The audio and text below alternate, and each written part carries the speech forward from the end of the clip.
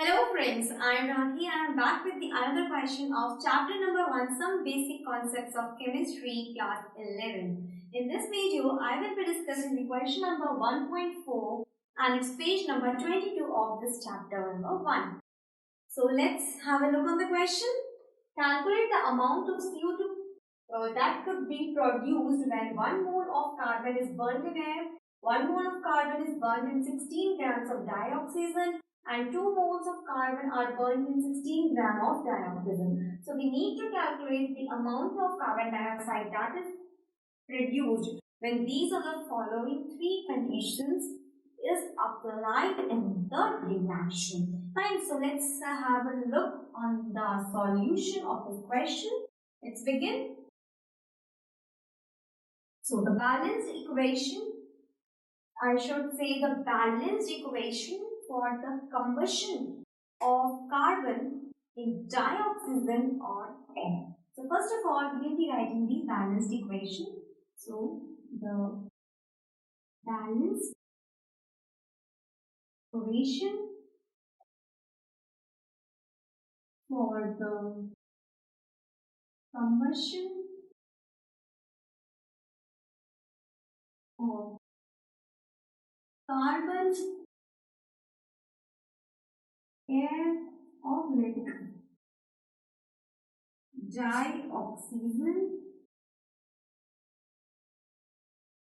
Okay, so what is it? Carbon, which is in the solid state, plus O2, which is in the gaseous state, form CO2 and the gaseous state. So carbon, we are having 1 mole of each of them and 1 mole. Oxygen का मास क्या है O2 का? It's 32 grams and carbon dioxide का molecular mass क्या है? 44 grams per mole.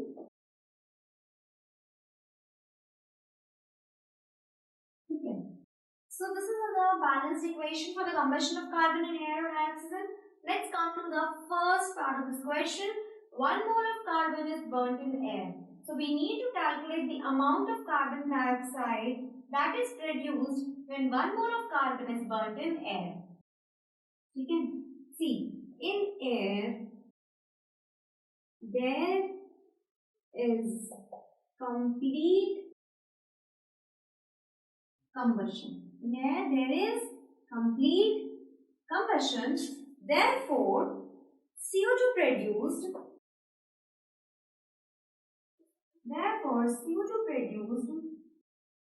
when 1 mole of carbon, when 1 mole of carbon is combusted. Yes. So in air there is complete combustion. Okay. Therefore, CO2 produced when 1 mole of carbon is combusted.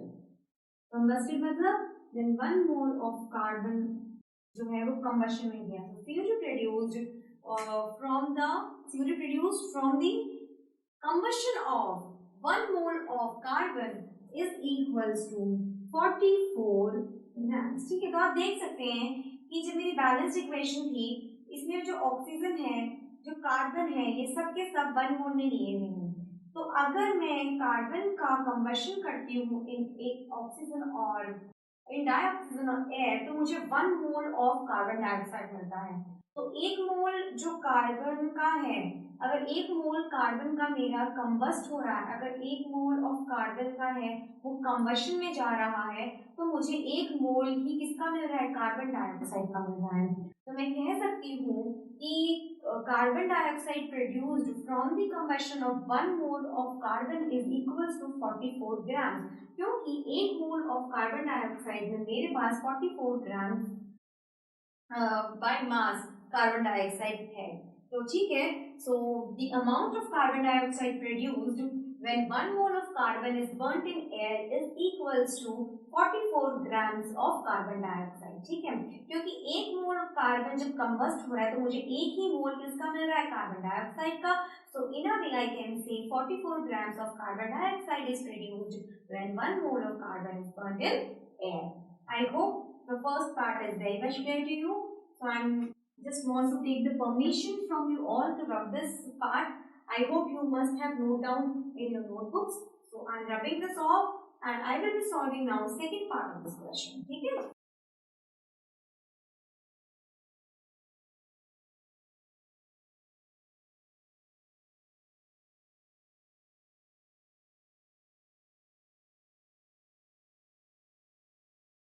Moving on to the second part of this question, we need to calculate the amount of carbon dioxide that is produced when 1 mole of carbon is burnt in 16 grams of dioxin.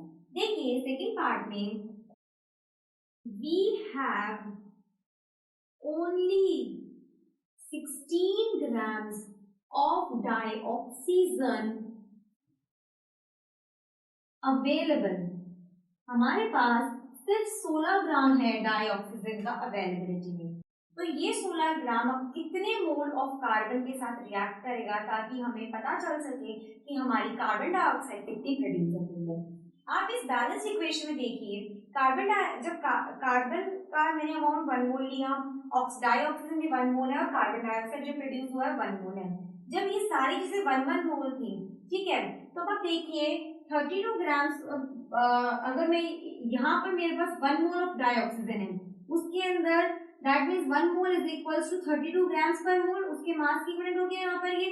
जब 1 मोल मेरे पास dioxygen का था तो मेरे पास 32 grams पर मोल of dioxygen की थी। अब मैंने क्या कर दिया, अब मेरे पास सेकंड कंडीशन में अवेलेबिलिटी है इसकी हाफ ग्राम, दैट मीन्स 32 का जब हम हाफ करेंगे तो 16 ग्राम पर मोल होगा। अगर ये 16 ग्राम पर मोल है तो इनडायरेक्ट वे में, डायरेक्ट वे में कह सकती हूँ कि अब मेरे पास डाइऑक्सीजन के कितने नंबर ऑफ मोल्स रह गए हैं, अब मेरे पास डाइऑक्सीजन के 0.5 मोल रह गए हैं। ठीक है, तो मैं एक बार और इस इक्वेशन को लिखती हूँ, carbon in the solid state plus oxygen in the gaseous state which forms carbon dioxide in the gaseous state. ठीक है, अगर मेरे को ये 16 ग्राम मिला है, ठीक है, अगर I am having 16 grams of dioxygen, तो ऑब्वियसली बात है अगर मैं इस वाली इक्वेशन को और इस वाली इक्वेशन को कंपेयर करती हूँ तो यहाँ मुझे क्या है 32 ग्राम्स पर मोल के अंदर आई वाज हैविंग 32 ग्राम में, आई एम सॉरी 32 ग्राम में I was having 1 mole, that means in 32 grams of dioxygen I was having 1 mole. So obviously in 16 grams of dioxygen I will be having 0.5 mole. ठीक है, अब अगर इसका 0.5 मोल है तो carbon जो यहाँ है मेरे पास इसका भी 0.5 मोल होगा। ठीक है, और जो कार्बन डाइऑक्साइड प्रोड्यूस होगा उसका भी 0.5 मोल होगा, क्योंकि जब 1 mole of carbon reacts with 1 mole of dioxygen it produces 1 mole of carbon dioxide. तो ऑब्वियसली अगर मेरे पास डाइऑक्सीजन की अवेलेबिलिटी 16 ग्राम्स है तो ऑब्वियसली इसके मोल अब रिड्यूस होकर 0.5 मोल में आ गए हैं। तो 0.5 mole of dioxygen will react with 0.5 mole of the carbon to produce 0.5 mole of the carbon dioxide. That means इनके जो मोल 1 मोल थे वो सब हाफ हो गए, 0.5 मोल में आ चुके हैं। ठीक है, यहाँ पर आई कैन से इन दिस इक्वेशन या in this question, in second part of question में ये कह सकती हूँ कि अगर मेरे पास 16 ग्राम्स ऑफ डाइऑक्सीजन अवेलेबल है तो मैं डाइऑक्सीजन को एज ए लिमिटिंग रिएक्टेंट कह सकती हूँ, क्योंकि जितना मेरे पास डाइऑक्सीजन की अवेलेबिलिटी होगी उतना ही डाइऑक्सीजन रिएक्ट कर पाएगा मेरे कार्बन के साथ में। ठीक है, भले से ही मेरे पास कार्बन 1 मोल है, भले से मेरे पास जो कार्बन है वो 1 मोल है, लेकिन मेरे पास डाइऑक्सीजन की अवेलेबिलिटी तो अब 16 ग्राम्स रह गई।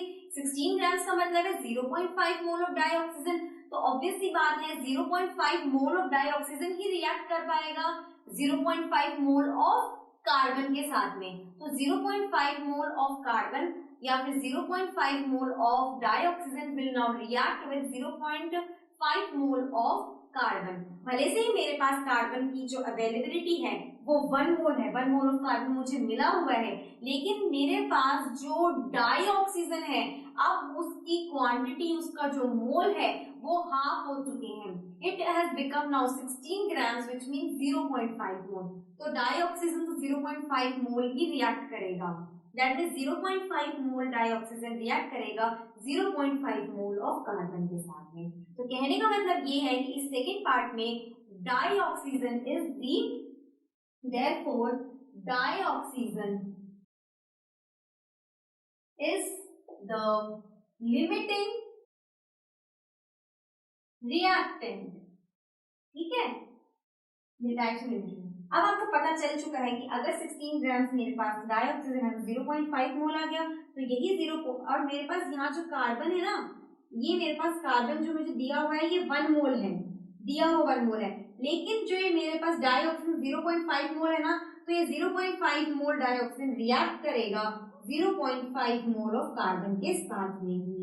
ठीक है, तो एट लास्ट जो मुझे CO2 प्रोड्यूस मिलेगा वो 0.5 मोल ही मिलेगा, दैट मींस हाफ हो गया है। तो अब ऑब्वियसली आई कैन से in this question when I am having 16 grams of dioxygen available, so I will be getting CO2 produced 22 grams only, क्योंकि ये 0.5 मोल आ चुका है, ये भी ये 0.5 मोल हो गया था बिकॉज दिया हुआ है, और ये भी 0.5 मोल हो गया है। Dioxygen is a limiting reactor. So इस केस के अंदर अब आप देखिए सारी क्वांटिटीज अब हाफ हो चुकी हैं, सो आई can say CO2 produced is equals to 22 grams. ठीक है, क्योंकि इसका मोल भी हाफ हो चुके हैं as because of the half availability of the dioxygen in the reaction. तो जितना डाइऑक्सीजन है उतना ही कार्बन में इस डाइऑक्सीजन से रिएक्ट करेगा और 0.5 मोल ऑफ कार्बन डाइऑक्साइड को वो प्रोड्यूस करेगा। तो इन अ डायरेक्ट वे आई कैन से कि CO2 जो प्रोड्यूस्ड हुआ है वो अब इस केस में 22 ग्राम्स ऑफ CO2 प्रोड्यूस हुआ है। So I can say in a nutshell कि CO2 produced when 1 mole of carbon is burnt in 16 gram of dioxygen is equals to 22 grams. ठीक है, I hope this second part is also very much clear to you.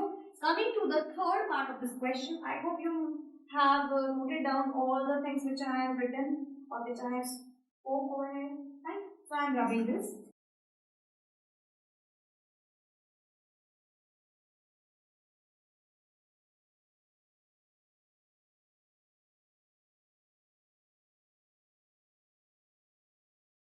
Coming to the third part of this question is 2 moles of the carbon are burnt in 16 gram of dioxide. See, again वही वाली बात आ गई जो पहले वाली थी, carbon solid state plus oxygen in the gaseous state. मुझे यहाँ क्या क्या मिला हुआ है, मुझे यहाँ पर 2 मोल्स कार्बन के मिले हुए हैं, 16 ग्राम्स मुझे इसका मिला हुआ है, और ये कितना प्रोड्यूस होगा। अब आप देखिए पहले वाले सेकंड क्वेश्चन में मुझे 1 मोल मिला होगा, लेकिन अब आप ये देखिए ना कि मुझे डाई ऑक्सीजन जो मिला है वो तो 16 ही ग्राम मिला हुआ है रिएक्टेंट के अंदर, तो जितना डाइऑक्सीजन होगा उतना ही तो कार्बन रिएक्ट करेगा। ये 16 ग्राम है, इसका मतलब जो डाइऑक्सीजन है वो 0.5 मोल हो गया है। तो अब ये 0.5 मोल रिएक्ट करेगा 0.5 मोल किसके साथ में, कार्बन के साथ में। भले से ही इस क्वेश्चन में इस थर्ड पार्ट में मुझे कार्बन के जो मोल्स मिले हैं वो 2 मोल्स मिले हैं, लेकिन 60 मेरे को जो अवेलेबिलिटी है डाइऑक्सीजन की वो तो 16 ग्राम्स ही है। इसका मतलब ये है कि इसके हाफ मोल्स हो गए, 0.5 मोल हो गए, तो इसके भी, तो अगर डाइऑक्सीजन रिएक्ट करेगा तो वो 0.5 मोल्स ऑफ कार्बन के साथ में रिएक्ट करेगा और क्या बनाएगा, 0.5 मोल ऑफ कार्बन डाइऑक्साइड ही बनाएगा। तो इस केस में भी, इन दिस केस ऑल्सो